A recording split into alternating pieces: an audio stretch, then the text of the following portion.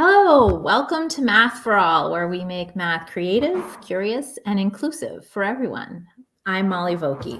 And I'm Heidi Subnani. Thank you so much for joining us tonight. We are very excited to have this conversation, and we hope that you will follow along on Facebook, on Twitter, and on YouTube. You can find us in all of those spaces and watch live or catch up some other time when it works best for you. Yes, yeah. And we have a great guest today. Both of us are so excited because he has written a book that has influenced our work. And for both of us, we're both sitting here with the book that has lots of little sticky notes and notes in it. So we're super excited to talk to him, but he's going to talk to us about how we can enhance students' belonging in math and in math class. So we are going to welcome Geoff Krall after I read his bio. Geoff is a PhD candidate at the University of Wyoming in mathematics education. He also teaches at the university as well as Laramie County Community College. He is the author of Necessary Conditions and facilitates professional development when asked. He lives in Fort Collins, Colorado with his wife, 2 kids, 2 cats. And how many chickens do you think he has? 4. He has 4 chickens. So let's bring him in. Hello. Hello. I will admit that the number of chickens vary from year to year. So it is still currently 4. We're very excited. So fingers crossed we can keep that number or grow it in the next few years. You get a lot of eggs from those chickens? Unfortunately, I think they've shut down production for the year or for the season. They like to shut things down and get things going again a little bit later on. So right now we're in a lull. For the Back to buying eggs. Yep, I know. I feel like such a chump buying eggs from the store when we have 4 chickens that we're feeding. But right. It's like, I'm feeding you. I deserve it. Exactly. Right. Exactly. Especially with the cost of eggs right now. You must I know it. Really shocked when you have to purchase them. I know. Could have been a great additional income. Exactly. Well, we always like to start with this question. What is your math story? So that if people aren't familiar with you or your work, they can get to know a little bit more about you and how math is related to your life and to your story. Yeah. Thanks for asking. Thank you so much for having me. This is super thrilling. Very excited to be a part of this conversation, and thank you for the kind words about Necessary Conditions. I guess for a math story, I think I'll start with my student teaching experience. So I was student teaching for math, and you know how when you're a student teacher or in residency, you have to spend typically, at least around here and in Texas, where I was getting my degree, you spend like 6 or like half the time, but at a 6 through 8 junior high, and then half the time at a 9 through 12. So you get that secondary experience. I was about like 2 weeks into my middle school experience when the high school that I was going to student teach at called and asked, hey, your supervising teacher just left. Is it cool if you just like jump aboard and start teaching and we'll hire you like sight unseen? And so I didn't know what I was doing. I said yes. Because I was getting paid while I was student teaching. I mean, I wish that were a systemic thing, but this was sort of like a one-off thing. So, so that first year was spent with a lot of long days and a lot of stumbling around. That's crazy. It is. It's remarkable that you're your own mentor. I was my own mentor. That is exactly right. You're signing off on. I mean, they did assessment check. I will say they did pair me with another mentor teacher who sort of like took me under her wing, Miss Meeks, and she was very much, to bring it back to the chickens, kind of the mother hen of the school. She was like an institution. She had been there for a long time, and she is the first. Maybe to bring it into our question, she was kind of the first inspiration and role model I had as a teacher that that both like cared deeply and aggressively for her students, and then also held them to really, really high standards.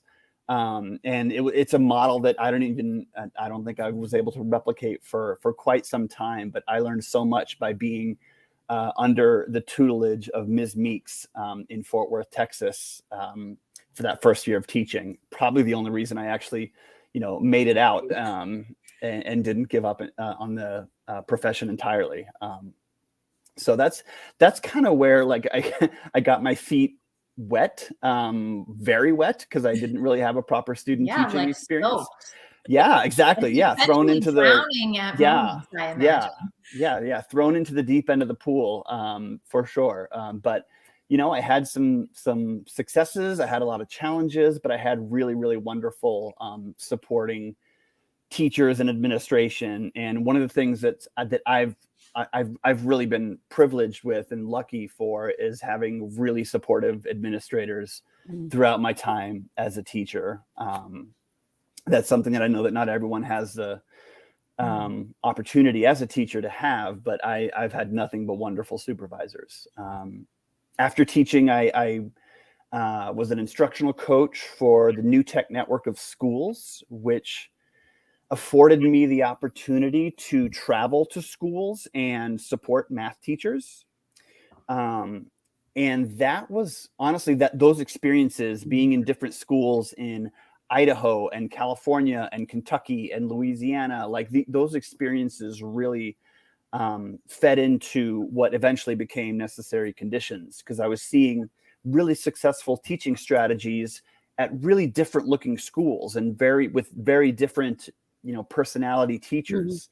And so it's around that time I started to try to develop sort of a theory of the case of what makes for high quality math instruction at the secondary level.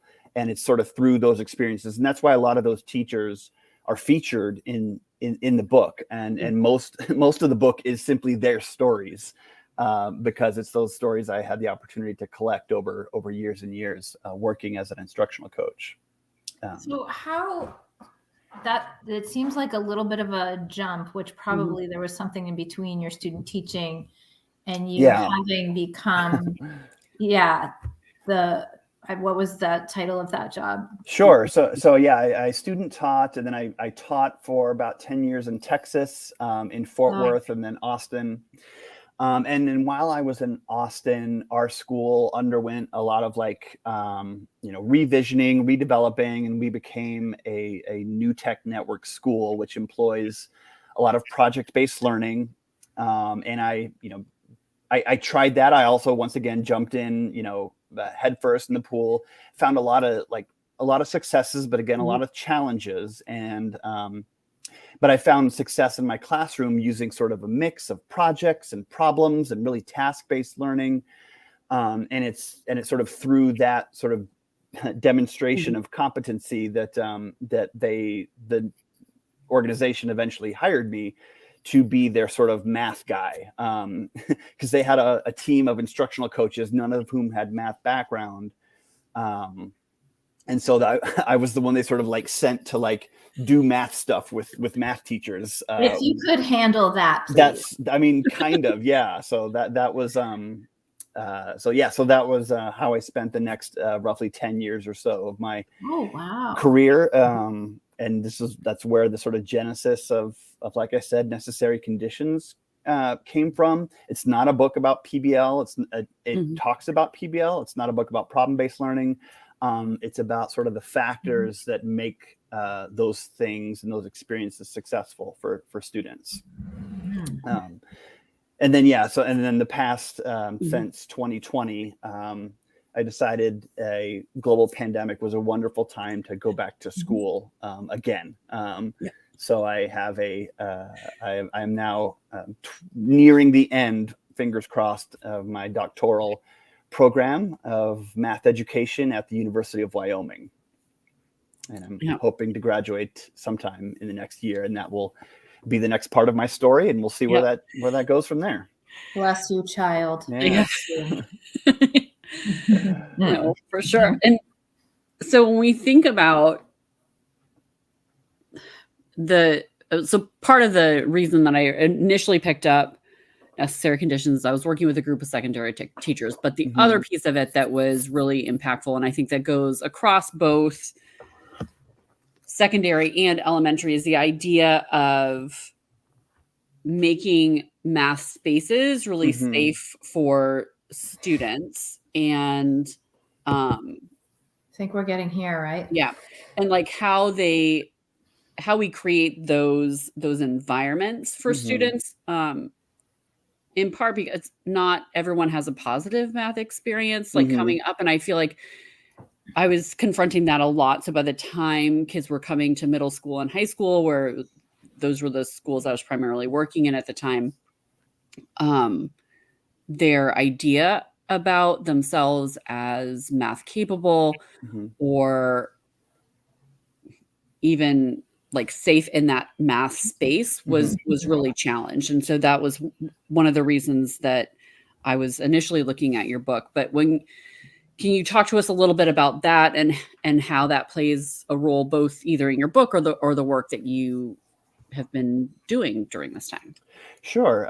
Yeah, you're absolutely right that a lot of kids and adults, by the time they get to their whatever stage they are in life, have layers upon layers of silt is a metaphor that I use of like very negative math experiences. And what's remarkable is that you can ask, I'm sure you can ask adults, fully grown, fully realized adults about their thoughts towards mathematics. And so first of all, they'll quickly say how much they hate math, which is, just as an aside, it's kind of like the only profession I can think of where if you tell someone what you do, it's like socially acceptable for them to tell you how much they hate it is. What you do. Actually, your job is terrible. Yeah. I can't think of. They don't outright say it, but they just like, I don't know why you would do that. Yeah, it's like if I'm at a if I told someone I was a waiter, you're not going to say like I hate food. Like I'm like I don't know how you deal with food all day. Yeah. But anyway, so adults, when you ask them about their math experiences, what's remarkable, and I'm sure this is kind of true in other disciplines, but it's really true for math, they can pinpoint like exact moments. Like I was in Miss or Mr. whatever's second grade class. It's interesting you ask about my math story, because a couple of years ago I taught a class, math for elementary teachers. It was a sort of an intro course, and my final project was for them to write a sort of math autobiography. So both what have their experiences been like in math, and what kind of teacher of math do they want to be. And I had one student in particular. So this is a pre-service teacher. So, will be an elementary teacher eventually. Talked about an experience that she had, it must have been 13 or 14 years prior, in which the teacher kind of essentially humiliated her. I think it was unintentional, but the teacher actually said, we're all good at different things, and some of us aren't as good at certain things as others. For example, so-and-so is not the best at math. And the student like remembers that moment, remembers the name, remembers what her reaction was. And that experience will never leave her. Thankfully through our work together throughout the semester, I think she's now looking forward to teaching math. But that's just an example of how like those like small moments that, again, the teacher probably didn't even intend, really can stick with folks. And so, yeah, my sort of like mantra, my goal, my aspiration is to, as you say, help teachers create spaces in which students feel safe and they feel that they can take risks, and frankly, that they see themselves as a mathematician. And that's kind of like, I try to like imbue that language as much as possible when I'm working with teachers, is how can you get your students to see themselves as mathematicians, not just as students of math, but like as young pupils, as young mathematicians. So that's kind of my like aspiration, high level goal for kiddos. It's a hard one. Mm-hmm. It's a hard one. And I think the older they are in school, the more opportunity there has been for someone to have that moment Sure. that you just described. Yeah. And I don't think any teacher is really intending on doing that, but they don't realize the power of their words and how that can stick. Like, it's so incredible how many stories there are like that. Right. And that's one of, like, again, you could probably like walk outside and ask someone randomly, which would be a really weird thing to do. But if you did, I bet, a lot of folks will be able to pinpoint exact moments. Yeah. Like, I mean, like I suggest in the book, like there's just something about math that is particularly violent when it comes to like young students and the sort of emotions that it brings up. And so to not dwell on that too much, but yeah, so my wondering and my sort of goal is to create those safe math spaces like Ms. Meeks was able to do for her students, and like many of the teachers that are highlighted in my book were able to create it for theirs. So give our listeners maybe some of the ideas that you present in your book that really do help students to feel welcome in the math classroom and a part of the math classroom. Yeah. So the book is based on sort of a 3-pronged framework that sort of makes math classroom successful. And the first part of that framework is a term called academic safety. And it is the sort of encapsulation of how students feel about the discipline of math and about how they feel about themselves as mathematicians. And there are like so many variables and factors that go into that. So to start with the first question, like what is math, or what does math mean? Does it mean we're able to like calculate stuff really quickly? And if I don't have that skill, does that mean I'm not welcome in mathematics? Or I love your intro, like, or is it more of a creative discipline where my unique skills around art or music or communication, is it something where those talents and those skills are valued? So the first half of the academic safety question is presenting to students sort of an authentic view of what math is and can be, and how they, with their own unique skills and personalities, are able to contribute to the subject.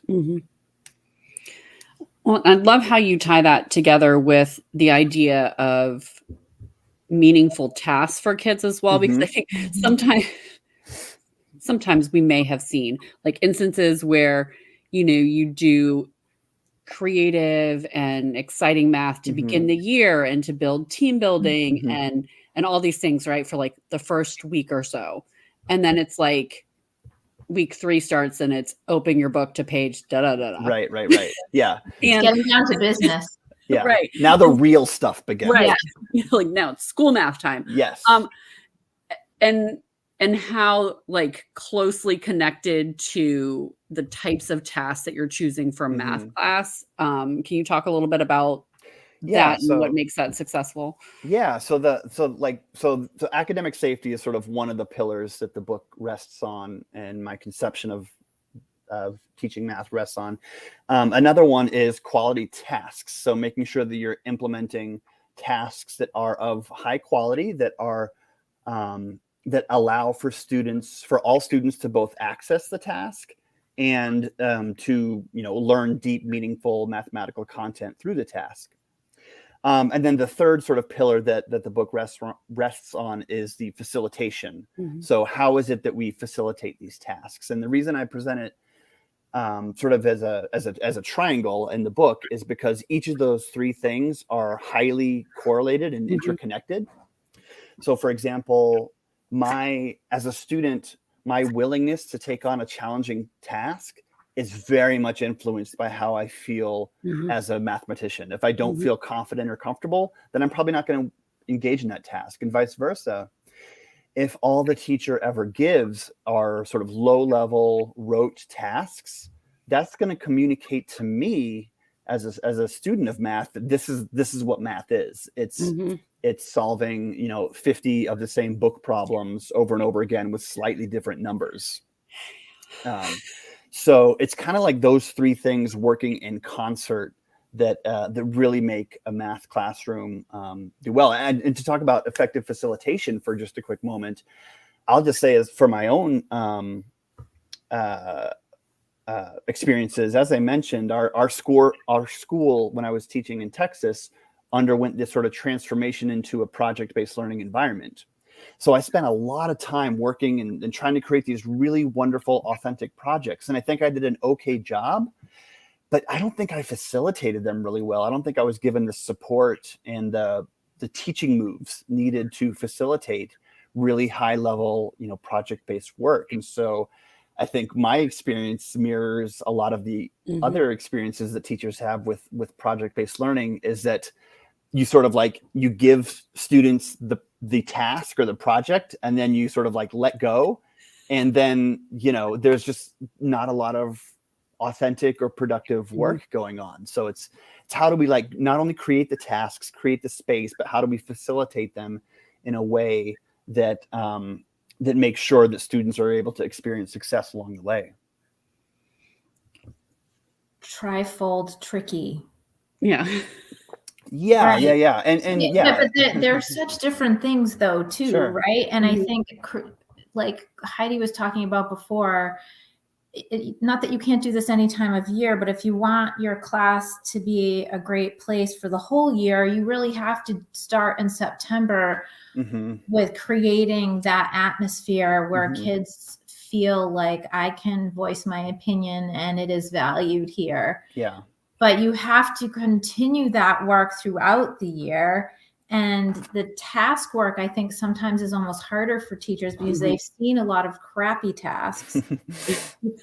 And the ones that might be the most valuable in their book are the ones that they don't have time for, and also might just be over scaffolded. Yeah. So they don't know how to choose a really great task unless you're sitting down with a group of teachers and talking about what is a really great task.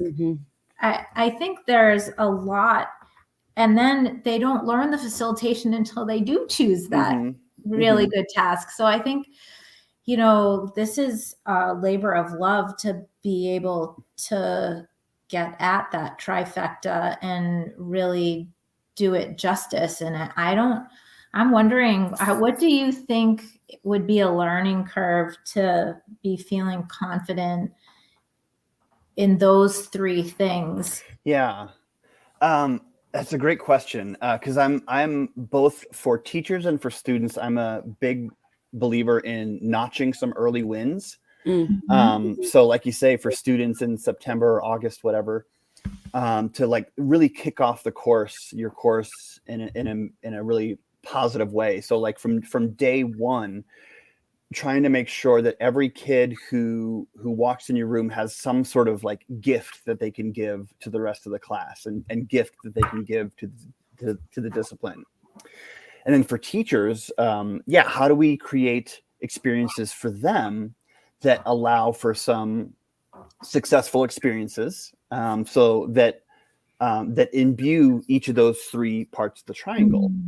And so as an example, a lot of us are familiar, but I don't know that it's as widespread as those of us in the online community. But one of the task types in the book, there's 10 sort of showcased.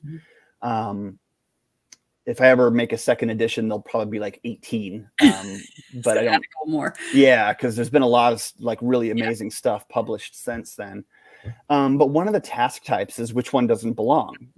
And in terms, and just to describe it briefly, you sort of provide for students 4 things, 4 numbers, 4 shapes, 4 whatevers. And students are to indicate which one doesn't belong and give some sort of reasoning. And without fail, whenever I've seen this task type be facilitated, students will identify the one that they think doesn't belong, but then they will naturally start trying to find reasons why each of the 4 things may not belong to the other 3. And I share that as an example because in terms of notching quick wins with teachers, I think bang for buck, the which one doesn't belong format really helps teachers see, maybe for the first time, experience this idea that students have unique thoughts and discourse to bring to the table. I was working with a teacher in Dallas, Texas, actually, as part of my former job. And I was there for 2 days. And at the end of day 1, after observing and having a conversation, I was like, okay, let's just try this. Which one doesn't belong? It'll take up 5 minutes of your class, maybe 10. Here's one that's kind of aligned with your content, although, I mean, they can be pretty content agnostic. And she was able to like turn around the very next day with very little like pre-planning, with very little, like she just kind of got to like play along, I guess, with students. And so she posed the which one doesn't belong task. And for the first time, she was able to get students to talk mathematically and share different ideas, and seeing that there might be more than one specific correct answer. There's actually multiple correct answers, and there's different reasons that each of the correct answers might work. And that was kind of the first time she had experienced that. So that like small, like again, 5 to 10 minute piece of her class, she was able to, for the first time, I think, really start to see that side of teaching mathematics. So how do we, it's tough because the book is like, I'll admit it's kind of long. It's kind of big. It's kind of weighty. There's like lots of sections. But totally worth reading. We would highly recommend. It's worth it. And I sort of like, I juxtapose that with the teacher who had a 5-minute, 10-minute experience that was probably as valuable as any several chapters of book reading that certainly I could have assigned her. I have had huge success with which one doesn't belong for the exact reasons that you're saying. I think because it's a short routine, people are willing to take a risk and do it. Yep. And the most resistant teacher to kind of try new things will actually try that and find it to be successful. Yeah. I think like the getting the small ones, I absolutely agree. But like getting into, and you touched on it, like the facilitation piece of it, I think that's the part that's so very challenging. And I love how you lay it out within the book. So I think that's, part of it is often we feel most comfortable, or maybe this is just me, with like 1 or 2 pieces of the triangle, but the other one is like, so I'm really like, this person can be really good at finding tasks and maybe facilitating, but how they create academic safety could be a challenge, or they're good at academic safety. And I think the facilitation of and knowing when to push and pull back, and some of that comes with experience, I think, but it is a skill set that can be practiced and honed. And I think sometimes we're just like, oh, you just need more time. Not always. It is something we can work on building our skills in. And I feel like this gives a really nice entrance into like how we manage the flow within a classroom and how students are engaging with the material. But also like when to scaffold and when to not scaffold. Mhm. I feel like so many tasks are either over or like there's nothing. So make it. Yeah. I mean, yeah, I mean, I've like with, again, speaking around project problem-based learning, any kind of inquiry-based experience, what a lot of teachers do is kind of, they kind of like, and this is what they're coached to do, Yes. kind of, to like sort of let go and let God, or just like, and that ends up not working out super well. And Right. it ends up being sort of like chaos. And I again, I speak from experience because I didn't have those like those well-honed facilitation moves. I didn't have the sort of norms established. Mhm. And frankly, probably there were times that I didn't have the sort of class culture established needed to do some of that more, I guess, exploratory math. And so yeah, for the effective facilitation piece, the book talks about sort of the two timelines of facilitation. Mhm. So there's like the in the moment, like talk moves, turn and talk, quick little teaching moves like that. Mhm. And there's also kind of like the long-term resting state of the class, Yeah. of like, what are the norms that exist in the class? Maybe some of the norms are the ones I put on the wall. Maybe there's norms there that I didn't intend for there to be. And so actually I was having a conversation with a teacher this morning that felt like she needed to sort of re-norm her class because it wasn't feeling like the sort of productive, safe and peaceful environment that she aspires to. Mhm. And so we spent some time this morning talking about like, what are some strategies to get that sort of resting state of the classroom back to where it was at the beginning of the year. As you guys are talking about this, I'm thinking about, the level of confidence that a teacher has to have to be able to facilitate. Yeah. And the level of confidence she or he has in their students. Mm-hmm. Because for you to let go Mm-hmm. and give it to them means you believe Mhm. they will get there. They can do it. They will talk to you. It might take a while, but Mm-hmm. I think as Heidi was talking about the skills, you can practice the skills, but you won't practice the skills if you don't believe they can do it. And I feel like that's so incredibly important for teachers to recognize whether or not they truly have a belief, because I think it's twofold, right? It's one of you just letting go control of your class Mm-hmm. because you feel like, oh my gosh, if I'm not in control, what's going to happen? It's going to go crazy. But then also like that idea that kids will do academic work Mm-hmm. because they're interested and they want to, and they can. Yeah. I feel like that is not talked about enough. I'm not saying in your book, I'm saying in general in the world. Yeah, I mean, there's certainly, I get step one is like, yes, if a teacher has a deficit mindset with regards to a student, that student will probably live up to those expectations. Yes. I mean, that's probably will happen. I sort of have always operated from at least the base level assumption that every student that walks into my class does not want to have to take the class again. Like they if nothing else, if nothing else, they want to not have to repeat my course because they don't want to have to repeat my course. And we can start with that, that they don't want to. They don't want to because they don't want. Because they don't want to, nor would I, honestly. So I've sort of always like had that sort of base level assumption. The sort of the next level up is like whether or not I believe that they are capable. But even that sort of gets like sort of rolls all the way back to like, what do we mean by capable? What does it mean to do math? Does it mean that in order for a student to be successful in my classroom, they need to apply the quadratic formula without fail, over and over and over again?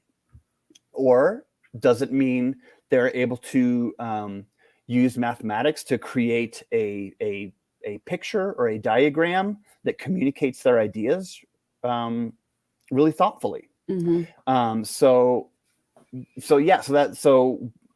a teacher, I have the sort of obligation, I guess, to determine like what are the unique skills and talents and interests that students bring in to the classroom. I'm not saying we can do every single lesson based on like, the latest interest, but there are opportunities. One thing I did in my class, in my algebra class, was the sort of end of the year or end of the semester, depending on the year. They could basically sort of choose their own math activity based on a menu of interests. So I don't know, after several months of school, I know that I've got a whole bunch of kids that are really interested in music. I have a bunch of kids that are interested in environmental issues. I have other kids that are interested in social justice issues. So how can I, as a teacher, bring in some of those? And I don't expect every kid. What ends up happening is that you have like, there's always a sports category, right? Yeah. And that's So I don't want every kid to have to learn like how to like diagram NFL football routes. But I have some that do. I had some that are interested in that and like to use technology to create NFL plays and plot those on a coordinate plane.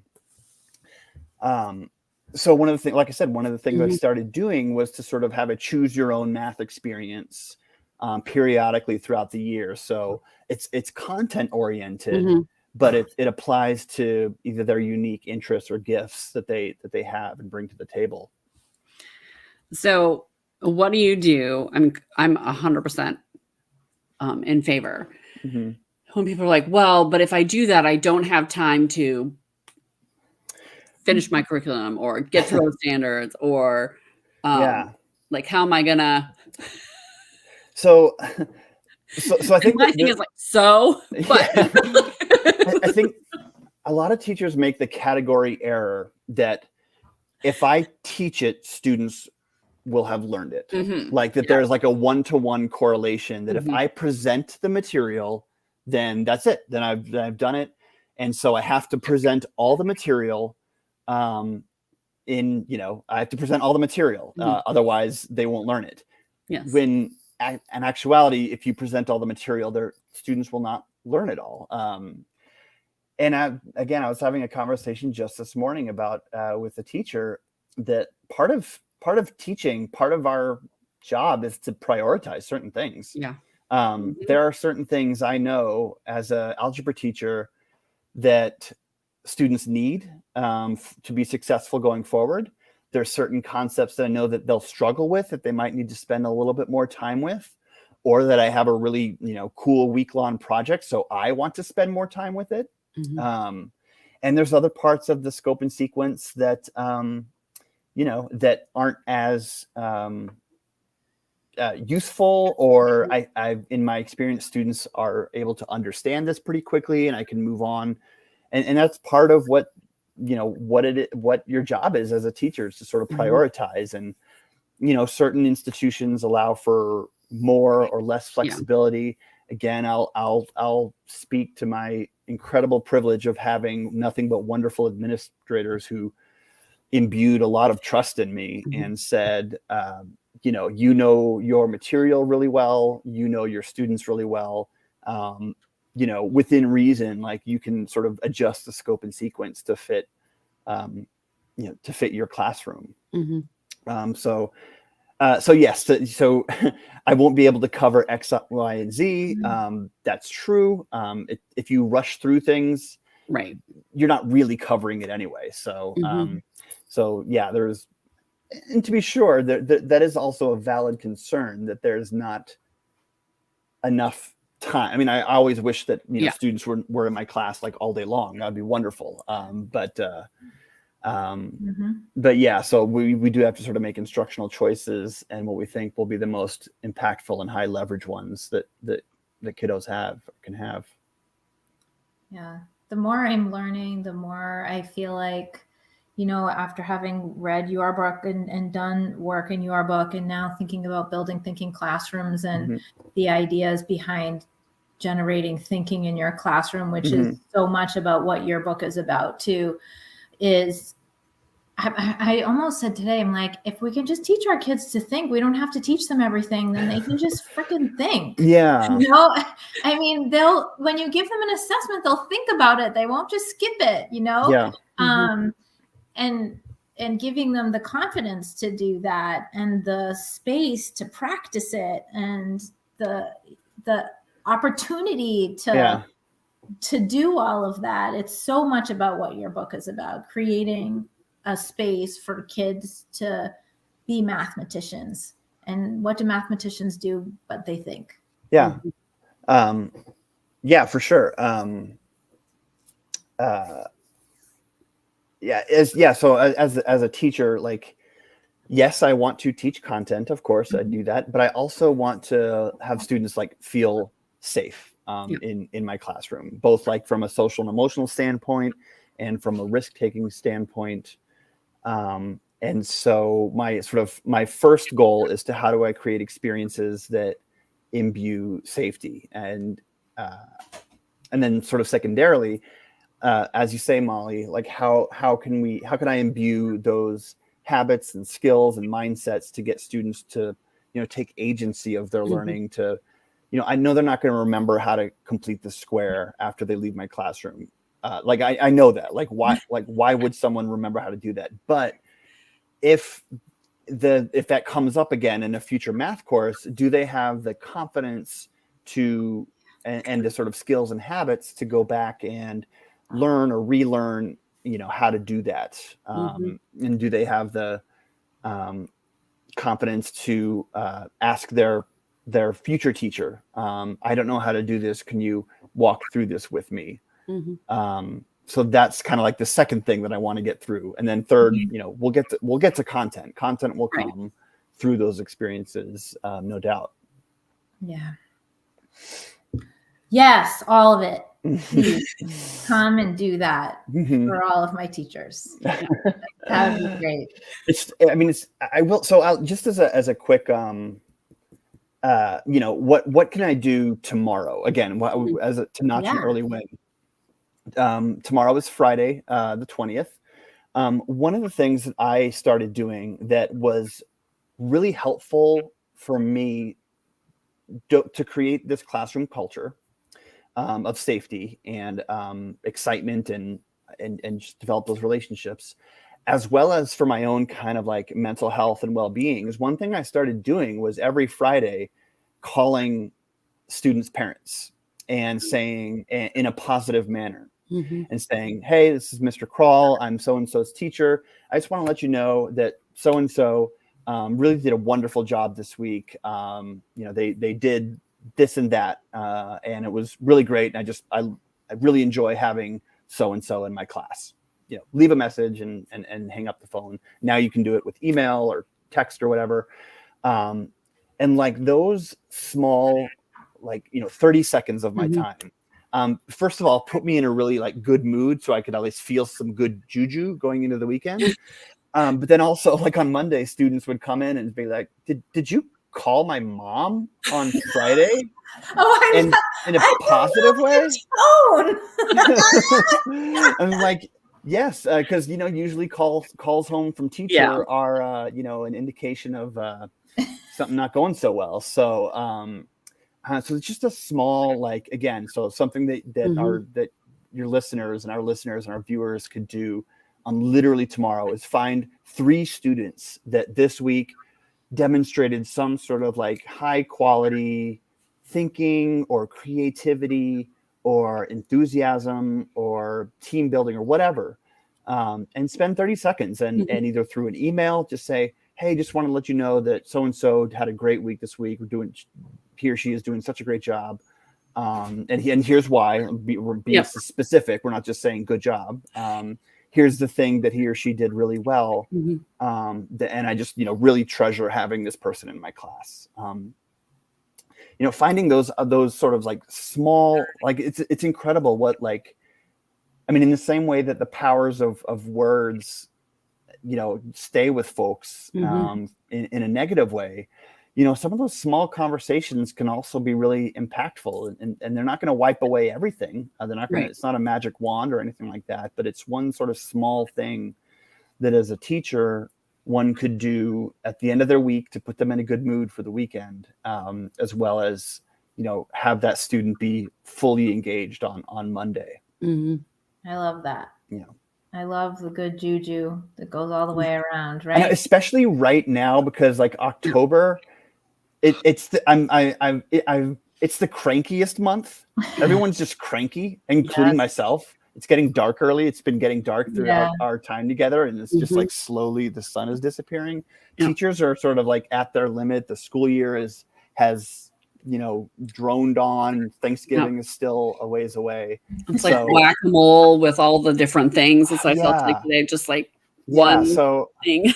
So I've as someone who's worked with teachers for a while and been a teacher myself, I've started like see these patterns of like October, like 15th is when people just get real cranky. And so I think newness of the school year is over. Yes, exactly. The shine has worn off. So one of the things that to uncranky your October is to imbue some positivity through positive emails, positive conversations with students and with other folks in the community. Awesome. No, I love that. Awesome. So how can our listeners learn more about you? Obviously they can buy your book. Yes. Sure. We'll need to hold it up. They'll learn more than they ever wanted. I know. It's worth it. Yeah. So probably the best place is through my blog, emergentmath.com. And there's actually, I mean, I do sort of a lot of like sort of off the cuff blogging, as well as some like more structured projects and deep dives into problem-based learning and assessment and things like rubrics and active caring and academic safety. So there's a whole milieu of stuff on emergentmath.com. Another place would be, I guess, social media. X, we're calling it. You sure about this? I don't know. I don't either. I don't know. I am on.